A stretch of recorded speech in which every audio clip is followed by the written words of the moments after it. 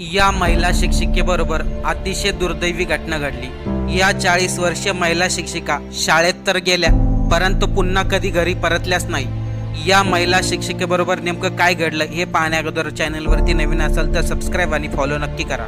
या 40 वर्षीय महिला शिक्षिकेचं नाव आहे सरला फुलसुंगे। या शिक्षिका भंडारा जिल्ह्यातील लाखनी येथील रहिवासी। सकाळी नेहमीप्रमाणे युनिव्हर्सल इंग्लिश मीडियम शाळेमध्ये शाळेतील काही महत्त्वाचं कामकाज करण्यासाठी त्या शाळेत आल्या होत्या।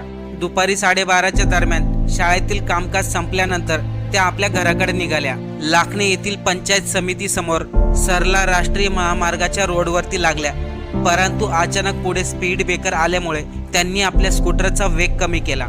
परंतु त्याच वेळेस मागून येणाऱ्या ट्रकने यांच्या दुचाकीला जोरदार धडक दिली आणि या घटनेमध्ये 40 वर्षीय शिक्षिका यांचा जागीच मृत्यू झाला। या स्पीड ब्रेकरने अनेक लोकांचे जीव घेतले आहेत।